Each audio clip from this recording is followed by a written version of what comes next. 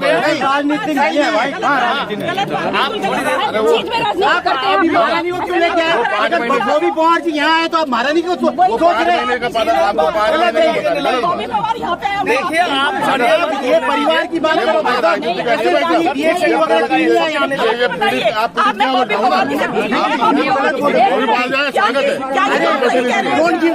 Sir विधायक कौन है इस क्षेत्र की, बताएंगे आप?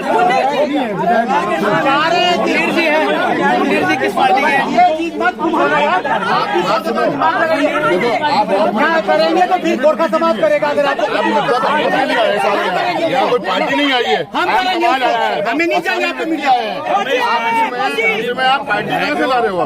सर पार्टी की बात नहीं, जिम्मेदारी की बात होगी। जिम्मेदारी एक बार बताओ ना। नमस्कार, जय हिंद, वंदे मातरम। परिहार विजय पथ में आप सभी का स्वागत। तो द्वारिकापुरम लेन नंबर 7 चंद्रबदनी देहरादून का ये इलाका है जहाँ पर कल एक घटना हुई थी। एक सैनिक की इस झगड़े के कारण जो उनके घर वाले का कहना है कि अटेम्प्ट टू मर्डर के चक्कर में उनकी डेथ हॉस्पिटल में जाकर हो गई। तो अभी यहाँ पर कुछ समाज सेवी, शासन प्रशासन के लोग, पुलिस और बॉबी पवार जी भी जरा लगाइए, उनका भी सब बयान ले लेंगे जब तक वो जनता से बात कर रहे हैं। तो पहले गोरखा समाज, सर आपका परिचय? मैं पदम सिंह थापा, गोरखाली सुधार सभा। थोड़ा तेज बोलिए, आवाजें दाएं से बाएं से अधिकार हैं। गोरखाली सुधार सभा अध्यक्ष पदम सिंह थापा। आज ये बहुत ही एक दुख की घटना जो कल यहाँ हुआ कि किसी मुजफ्फरनगर के रहने वाले कुछ लोगों द्वारा यहाँ गोरखा समाज को इस तरह से प्रताड़ित किया। कल से हो रहा है यार, ये तो भाई जी कल से हो रहा है। ये लोग तो अभी आए हैं, मालिक थे, उनको डंडे से और धारदार हथियारों से मारकर उनकी मृत्यु की गई है। तो यह बहुत ही एक खेद की बात है कि इस तरह की घटना है, और जो कि ये भूपाल जी एक सैन्य परिवेश से है और रिटायर्ड है। पुलिस का कहना है कि उनको हॉस्पिटल जाके हुए जानलेवा हमला जरूर हुआ और जाकर के उनकी मृत्यु हो गई, लेकिन कुछ भी हुआ, लेकिन मृत्यु का कारण झगड़ा मानते हैं आप? ये तो बहुत ही खेद की बात है कि अगर मृत्यु का जो पुलिस प्रशासन कह रहा है कि ये हॉस्पिटल में जाके एकदम से कहने का मतलब ये है कि संगठन जरूर होना चाहे, वो सैनिक संगठन हो, गोरखा सभा संगठन हो, ताकि सैनिकों के और उनके परिवारों की रक्षा हो सके। लेकिन फिर भी अपराध पर अपराध हो रहे हैं, इस संदर्भ में कुछ कहना चाहेंगे आप? हाँ, कहना चाहेंगे कि अगर इस तरह का रवैया आज प्रशासन का रहा तो नेचुरली हर समाज इकट्ठा होगा, चाहे उसमें गढ़वाल समाज हो, गोरखा समाज हो, चाहे कुमाऊनी समाज हो, बिहारी समाज हो, राजपूत समाज हो, चाहे राठी समाज हो, कुछ हर आएगा। और हर पार्टी से मैं अनुरोध करता हूँ कि वो आए और इस तरह का जो संज्ञान ले कि क्यों इस तरह से आज। प्रश्न सर, आखिरी प्रश्न, समझ गया हूँ, ये टिहरी लोकसभा का क्षेत्र है? बिल्कुल टिहरी लोकसभा का है, और इनकी जो टिहरी लोकसभा से सांसद महारानी है, मैं उनकी प्रतिनिधि हूँ, रानी भी नहीं गोरखे मूल की ही रहने वाली है, तो उनका कोई प्रतिनिधि यहाँ पर आया? आप अपना परिचय? मैं सांसद प्रतिनिधि भी हूँ, प्रदेश की कोषाध्यक्ष भी हूँ बीजेपी से, और मैं 5 महीने, वंदना बिष्ट मेरा नाम है, और मैं 5 महीने पहले भी यहाँ पे आई थी। जब ये झगड़ा हुआ था मैंने पुलिस को बुलवाया था यहाँ पर, और ओपन में यहाँ पे एक बुढ़े बुढ़िया और 2 औरतें रह रही थी, और मैंने उनको कहा मैंने आप ऐसे ओपन में नहीं रह सकते हो, और मैंने वीडियो भी बना रखा है 5 महीने पुराना, और पुलिस को मैंने बुला के बोला कि शांति व्यवस्था कायम करने की जिम्मेदारी आपकी है। लेकिन उन महिलाओं ने बोला कि हम इन पुलिस वालों को भी फंसाएंगे इस मैटर पर, और आप यहाँ से लाओ, ये लाओ, वो लाओ। मैं ये कहती हूँ कि आज अखबार में मैं पढ़ रही थी कि जमीन उनकी है, इनकी है। अगर उनकी जमीन थी और 5 महीने पहले भी उनको पता था, तो फिर हमारे एसडीएम से और डीएम से क्यों नहीं वो ऑर्डर लेके आए? जी, यहाँ पर भारतीय जनता पार्टी की सरकार है। वोट मांगने, चाय पीने के लिए हम लोगों के घरों पर आए थे। 2024 में भी आए, यकीन मानिए 27 में भी चाय पीने आएंगे, और 29 में भी चाय पीने आएंगे, और हमारी चाय पीएंगे और हम पे चूना लगा के चले जाएंगे। नहीं, चाय पीने के लिए अगर ऐसा होता तो भारतीय जनता पार्टी की मैं पदाधिकारी और सांसद की मैं प्रतिनिधि, मैं 5 महीने से अगर आपकी चाय पीने की बात करें तो आप रोड पर हैं, अच्छी बात है, लेकिन हमने महारानी रानी घर से बाहर क्यों नहीं आई और तो गलत ट्रैक पे ले जा रहे हैं आप गलत ट्रैक पे ले जा रहे हैं। विधानसभा इतने बड़े क्षेत्र में जहाँ जहाँ हो सकती आप है। रानी कहाँ गई? रानी कहाँ नहीं गई बताओ। रानी का मुद्दा है, फैजाबाद रानी का मुद्दा है, ये सारी रानी का मुद्दा है क्या? आप यहाँ पे राजनीति कर रहे हैं, आप राजनीति कर रहे हैं या बीजेपी? सर विधायक कौन है इस क्षेत्र के, बताएंगे आपको? मुनीर जी है। मुनीर जी किस पार्टी के हैं? करेंगे तो फिर गोरखा समाज करेगा। अगर आपको यहाँ कोई पार्टी नहीं आई है, हम करेंगे, हमें नहीं चाहिए आपको मीडिया इसमें आप पार्टी कहाँ से ला रहे हो आप? सर पार्टी की बात नहीं, जिम्मेदारी की बात होगी। जिम्मेदारी एक बार बताओ ना, जिम्मेदारी ये जो घटना हुई है तो क्या सैनिकों की कोई पार्टी है?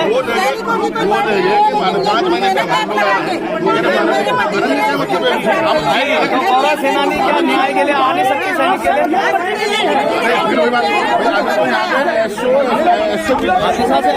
ये संगठन 19 अक्टूबर से साथ में है, कोर्ट में जा रहा है, जगह जगह जा रहा है, सुनिए गर्मा गर्मी आपस में फायदे नहीं है। नहीं ये भी मीडिया में जाएगा, अच्छा है। ऐसा है वापसी आए थे पहली बार। उलझे पड़े फायदे क्या?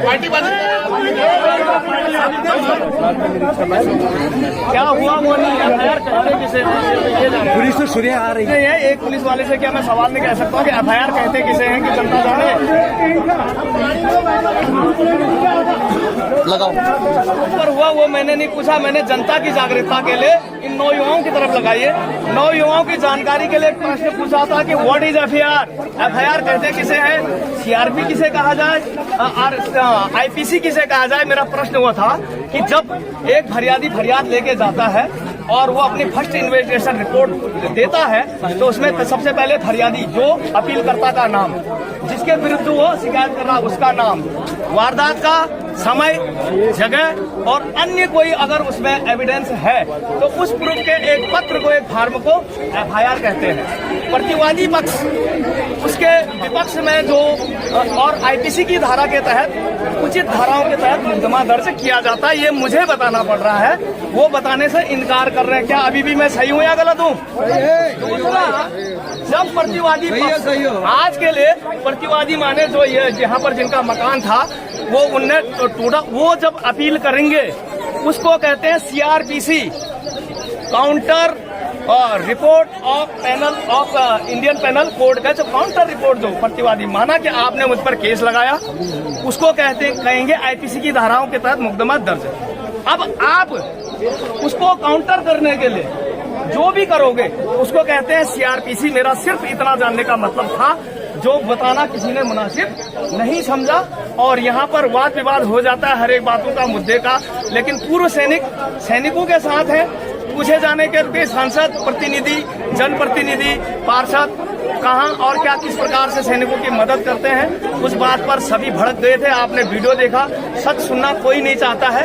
यहाँ पर कोई राजनीति नहीं हो रही है, राजनीति करने वाले कर रहे होंगे, पार्टियां आती और जाती रहेंगी, लेकिन संगठन हमेशा रहेगा। चाहे कुर्सी पर भाभी जी हो या हर्षू भाई हो, उदाहरण के लिए हमारी मांग कुर्सी पर वही रहेगी जो है, क्योंकि संगठन हमेशा रहेगा और सरकारें हर 5 साल में लोकतंत्र के आधार पर बदली हो सकती है। तो यहाँ पर बॉबी पवार जी भी आए, स्वयं सेवी हैं, बेरोजगारी का लड़ाई लड़ते हैं और उत्तराखंड की मूल समस्याओं को उठाते हैं। क्या सर कोई प्रश्न करना जवाबदेही कि यहाँ का पार्षद कौन है, सांसद ने उसे क्या आदेश दिया कि जाकर वहाँ पर देखो और मामला क्या क्या हुआ, क्योंकि कल से हम यहाँ पर हैं और बहुत सारे मामले इस परिहार विजय पता एक पूरी सीरीज पड़ी हुई है जो धोखाधड़ी सैनिकों के साथ अक्सर जमीन भू माफिया ही नहीं है, एजुकेशन माफियाओं का भी यहाँ दबदबा है। जितनी सब्जी की दुकानें नहीं है उतनी एजुकेशन की दुकानें चल रही है, ये आप भी जानते हो। इसी प्रकार से बाहरी आक्रमण के बाहरी लोगों का उत्तराखंड के भू कानून या 5th शेड्यूल, इन चीजों के डिटेल के लिए आप लोग संघर्षरत रहते हैं, देरी से आए हैं।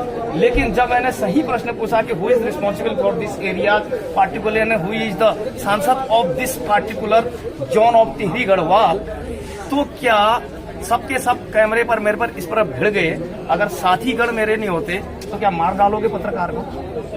देखिए, जिस प्रकार की घटना है उसकी तो हम पूरा समाज कड़ी निंदा कर रहा है।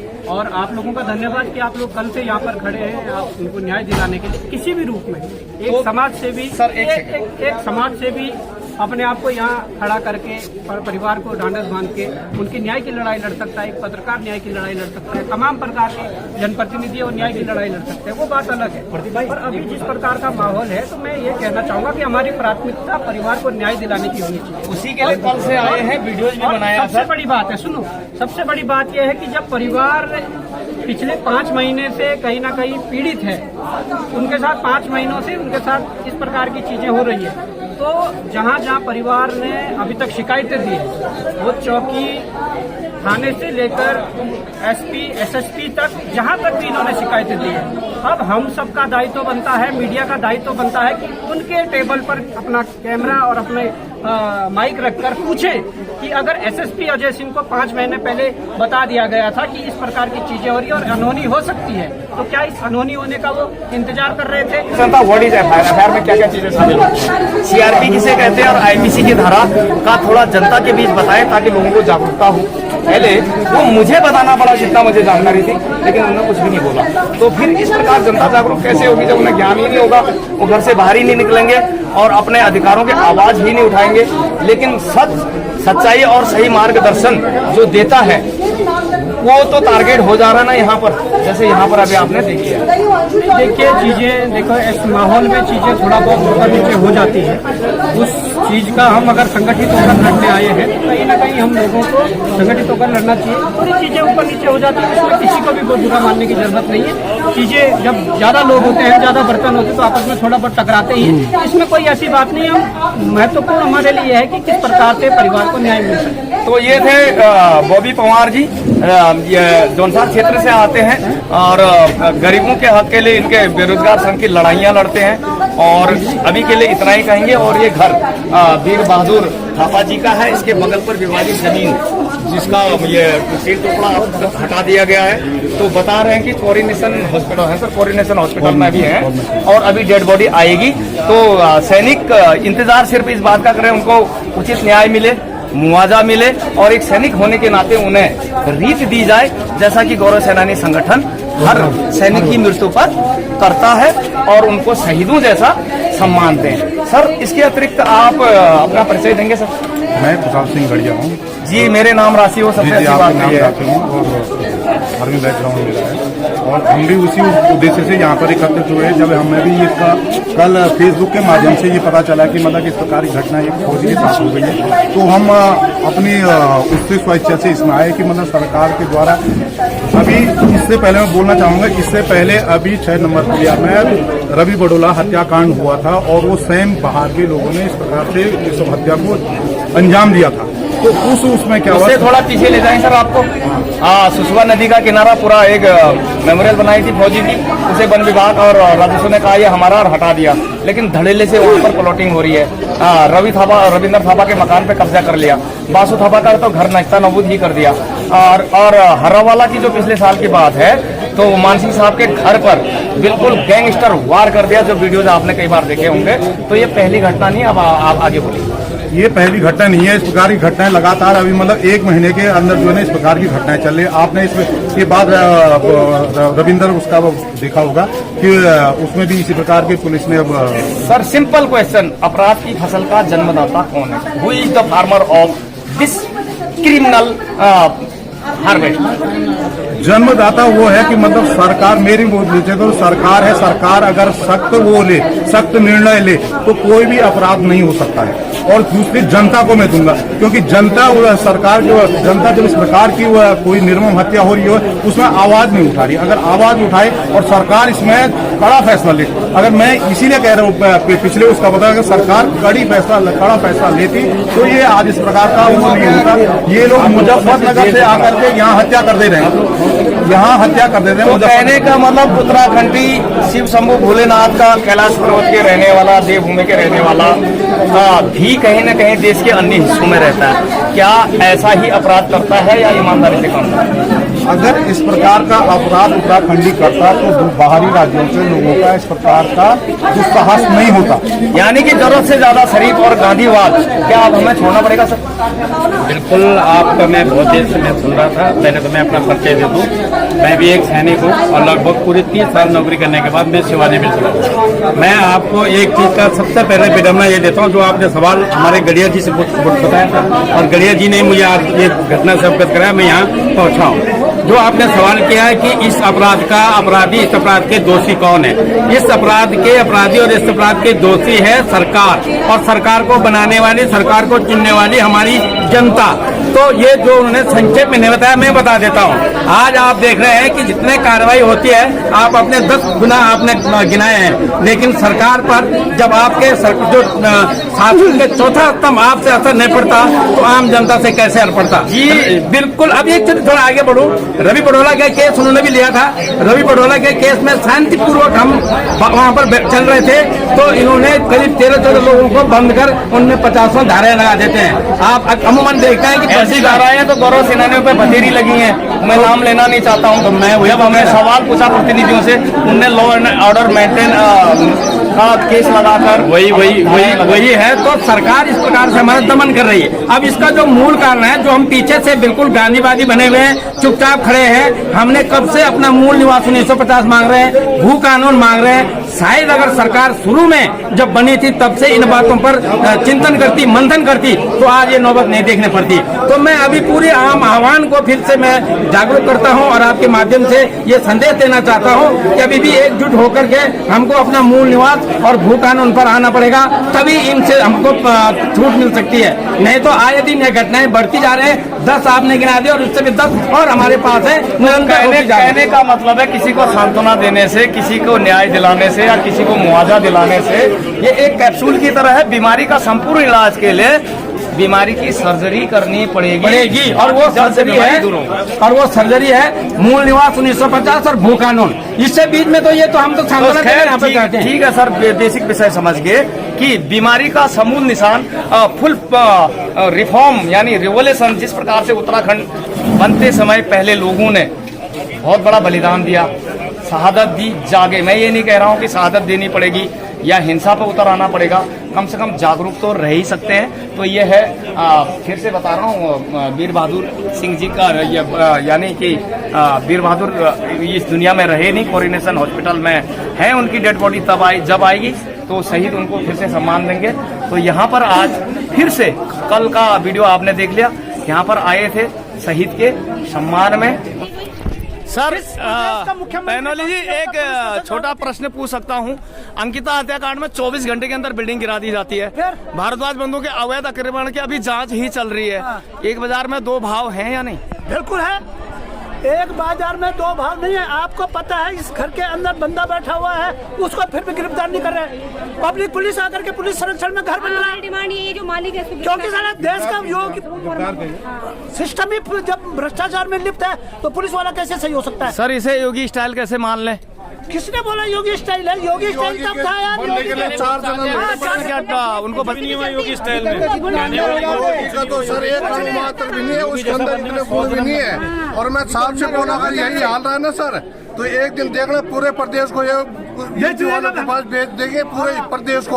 और अगर तुम जितने भी सरकारी संस्थान आज की डेट में गेस्ट हाउस खुल लगे ना, वहाँ होके जाना, पूरे यूपी वाले डील करने के वहाँ पे। तो सर सही प्रश्न, यही प्रश्न मैंने जब पूछा कि जिम्मेदारी किसकी है सांसद से लेकर पार्षद तक, तो सारे के सारे मुझ पर क्यों भड़के? यार वो पॉलिटिकल पार्टी को सपोर्ट करते हैं, उनको भी पैसा मिलता है, वो तो यार राजनीति करने आ रखे हैं। तो संगठन किस बात का? यदि आप अराजनीतिक नहीं है, सबसे पहले हम सैनिक हैं और इस देश के हैं, पार्टी तब की बात है। हमारे बंधुओं ने तो नहीं घेरा ना, नहीं, वो तो पॉलिटिकल वाले आ रखे हैं। वो बोला हम गोरखा समाज के वो है प्रतिनिधि हैं, हम ये है, हम वो है। अरे तुम कल कहाँ थे जब यहाँ कांड हुआ? तब कहाँ थे? देखिए साहब, जब हमारे माननीय मुख्यमंत्री जी ने शपथ ली थी, उनके शपथ ग्रहण के दिन, उनके शपथ लेने से पहले हमारे उत्तर प्रदेश के माननीय मुख्यमंत्री योगी जी ने एक शब्द बोला था कि अभी यूपी सुधर रहा है। वहाँ के गुंडे पूरे उत्तराखंड में आएंगे। ये हमारे मुख्यमंत्री जी को उस दिन को याद करना चाहिए और माननीय योगी जी के बातों को अमल करना चाहिए। सर लोकतंत्र का देश है ये। 40% वोटर आज बाहर के लोग हैं। यूसीसी में भी बदलाव करके जो 1 साल पहले से यहाँ रह रहा है वो यहाँ का पक्का नागरिक हो गया, चाहे वो मजदूर है। तो महिपाल पुंडीर जी यहाँ पर हैं। सर आप कुछ कहोगे इस संदर्भ में? देखिए, हम एक सैनिक हैं और सैनिक के ऊपर इतना बड़ा जो है हमला हो जाता है। एक सैनिक के ऊपर नहीं, लगातार 3 दिन से। सर मेरा प्रश्न वो था, वो हो चुका है।